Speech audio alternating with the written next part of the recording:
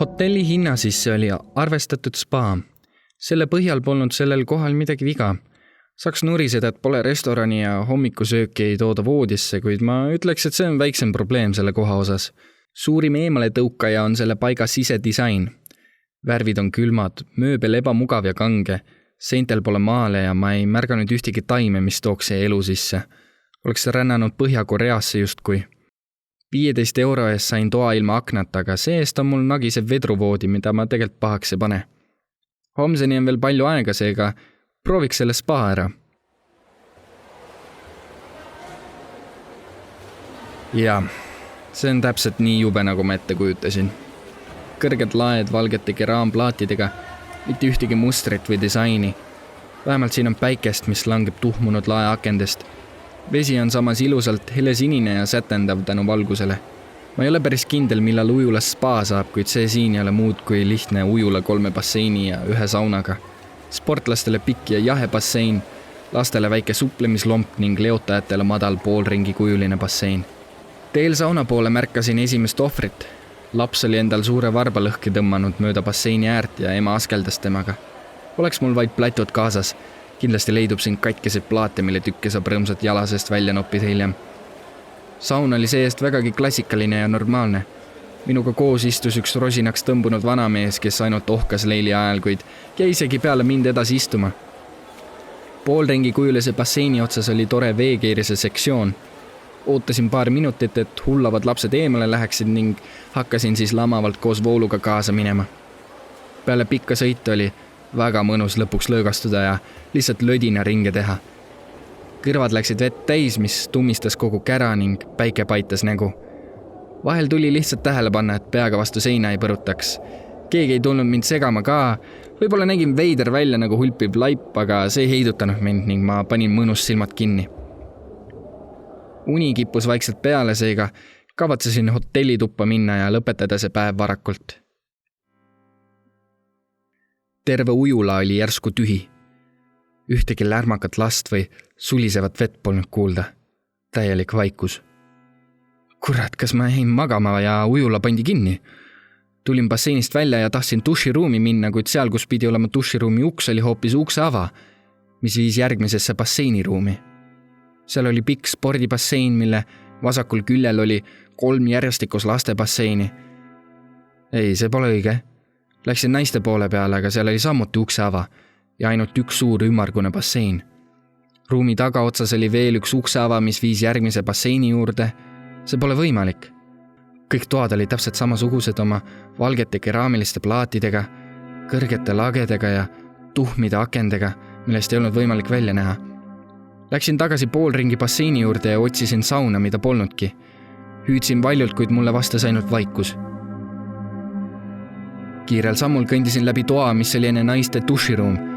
Läksin sealt edasi järgmisesse ruumi, samal ajal hüüdes "Halloo, kas keegi on siin?" Vastust ei tulnud. Sörkides jõudsin järgmise ukseavani, kus teed läksid vasakule ja paremale. Rutates vaatasin, mis mõlemates otsades on, ikka järgmised basseinitoad.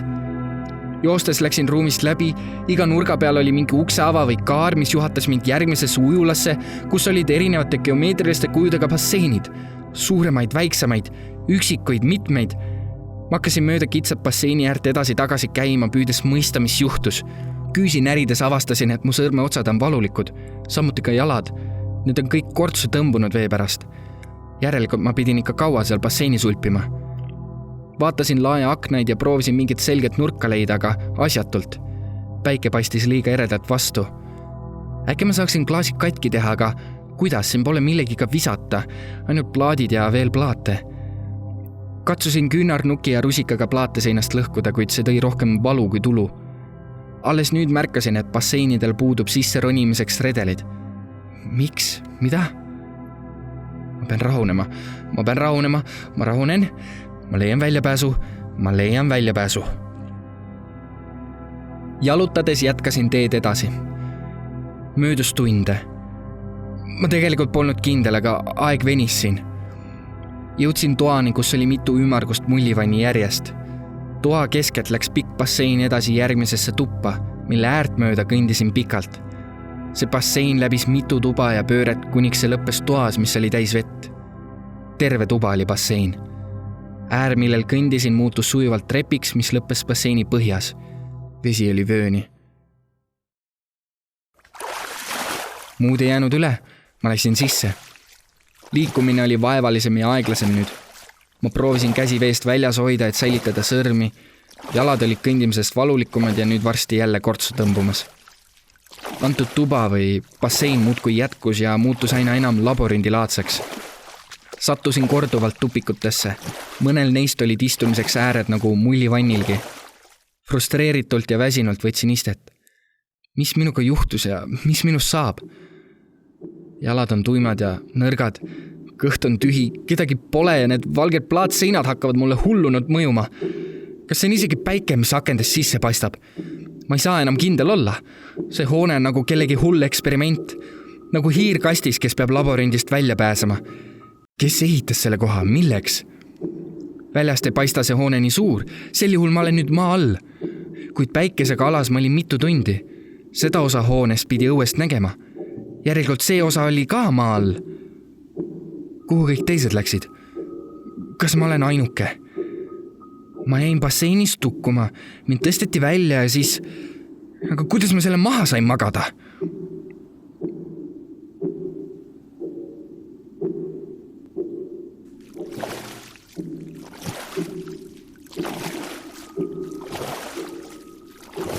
Jõudsin pimedasse ruumi, mida valgustasid basseini põhjas olevad tuled, mis andsid helesinist kuma. Halloo! Halloo! Lootusetu. Ruumi hoidis üleval jämedad silindrid, mille otsi ei olnud näha.